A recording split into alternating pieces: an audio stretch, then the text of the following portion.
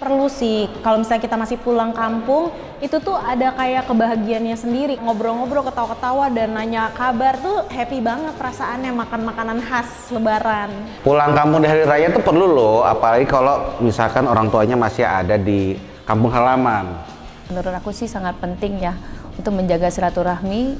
Selain kita menelpon, kita bisa menceritakan seluruh kejadian kehidupan kita selama setahun. Selama saya masih keep in touch, selama saya masih kontak-kontakan gitu, seperlunya aja gitu. Saya 10 tahun di luar, saya cuma balik 2 kali. Penting ya, soalnya kayak mengajak ketemu saudara-saudara kayak yang seumuran, main-main bareng, kumpul-kumpul gitu.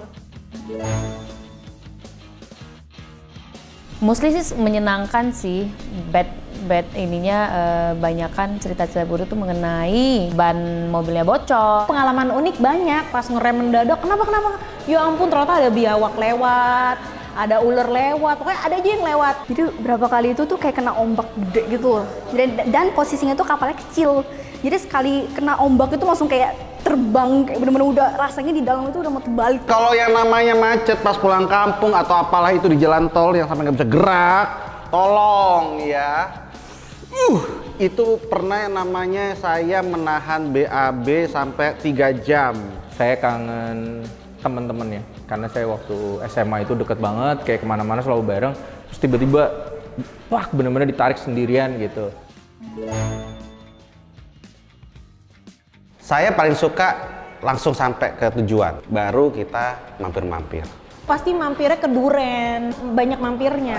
Beli duku, beli apa itu banyak. Pulang sampai tanggal segitu, mau ngapain, ntar balik lagi pulang tanggal berapa gitu. Praktis-praktis aja kalau saya. Gitu. Pengennya sih mampir-mampir dulu ya, mencoba kuliner-kuliner yang ada di Sumatera. Singgah dulu ke sini. Keluarga aku pada demen nyemil ya. Selalu kalau ada rest area pasti stop, beli cemilan, atau kalau ada kuliner pasti makan-makan, foto-foto dulu.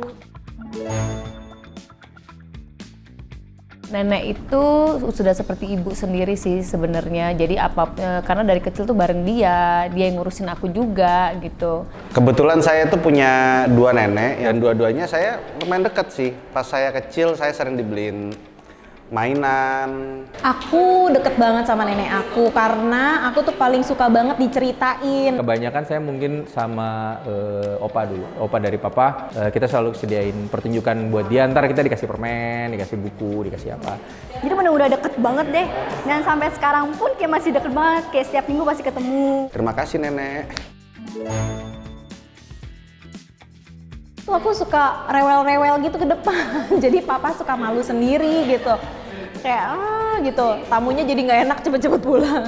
Ya paling ya jadinya kayak orang tua gitu suka, hey kalau lagi ada tamu jangan kayak gitu gitu aja sih. Misalnya izin mau pergi sama teman tuh nggak boleh, terus akunya yang ngambek, kenapa sih nggak boleh gitu. Padahal zaman sekarang sebenarnya ditemenin aja gitu kan.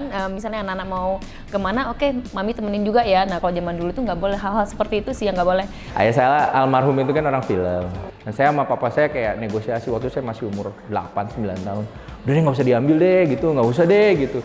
10 hari lah, pokoknya lama lah saya nggak ngomong. Karena begitu tayang, besoknya udah kena gitu. Paling mainan sih. Jadi kayak aku kayak suka banget main ke time zone. Terus papi mami kan selalu ya udah kasih, tapi makan dulu. Tapi aku tuh kayak nggak sabaran, jadi kayak bisa nangis-nangis di depan time zone-nya atau nggak di depan restorannya. Aku nggak mau masuk, aku mau kayak main dulu. Padahal mami papi bilang udah nanti gitu. Biasanya kalau masih kecil saya berantem sama orang tua gara-gara nggak diizinin pergi, nggak dibeliin mainan standar sih, gitu loh. Atau mungkin nggak dibeliin properti gitu. Itu biasanya saya langsung ngerasa kayak, aduh, ini orang tua saya kok nggak ngerti sih. Kita tuh harus beli lahan ini karena bakal naik hari Senin harganya gitu loh. Di suatu tempat atau kayak relationship yang kita ngerasa nyaman dan bisa terbuka dan bisa kayak show the real you gitu, dan gak usah berpikir kayak gimana ya, nanti dia bakal tinggalin aku atau enggak ya. Soalnya buat aku tuh kayak keluarga adalah sesuatu hal yang nggak bisa kita pisahkan.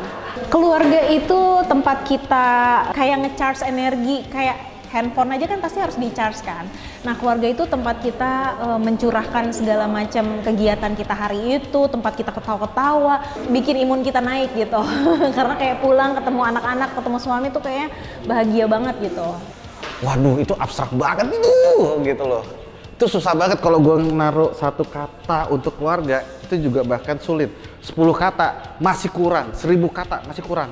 Tempat di mana kita menjadi diri sendiri tanpa harus menjadi orang lain, penuh kepalsuan, menumpahkan semua isi kepala kita, perasaan kita, di mana pada saat kita susah maupun senang, keluarga itu adalah tidak bisa tergantikan oleh yang lain-lain. Rumah itu adalah keluarga, karena dengan kita berada di tengah-tengah orang yang kita cintai dan mencintai kita, itu jadilah rumah gitu. Makanya jadi rumah sebenarnya bisa di mana aja, yang penting kita dikelilingi sama orang yang kita sayang. Tidak akan ada saya tanpa mereka. Itu keluarga. Is everything. Family is everything.